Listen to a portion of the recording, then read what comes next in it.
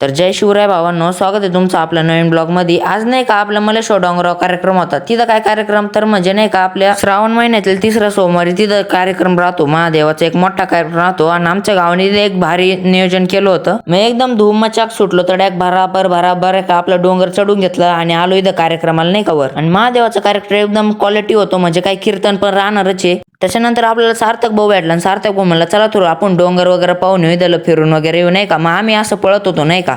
आणि त्याच्यानंतर भेटला आपल्याला आपला वर्गमित्र सार्थक, याचं नाव सार्थक आहे, सार्थक सरोदे। आपल्याला नुसतं म्हणत होता ब्लॉग मध्ये घे, मग याला ब्लॉग मध्ये घेतलं नाही का। पण मी बी तुम्हाला सांगणार या ठिकाणावर तुम्ही आलंच पाहिजे, कारण या ठिकाणात नाही का तुम्हाला सांगतो एकदम भारी वातावरण आहे आणि डोळ्याला असं छान वाटतं। इथं असं वाटतं की इथंच राहून घ्यावा। मग तिथून आलो आणि तिथून आल्यानंतर आपल्या नाही का छोट्या पिराचा खेळ चालू होता काहीतरी नाही का। आणि शेतकरी म्हणल्यावरती नाही का हे काम आपल्याला साहजिकच नाही का। मग इथं नाही का आपल्या गायांची कुटी वगैरे करून घेत होतो मी। बरं, ब्लॉग आवडला असेल तर लाईक करा आणि आता फॉलो करून घ्या आपल्याला पाटकन नाही का। आपले 1K फॉलोअर्स लवकर कंप्लीट करायचे आपल्याला।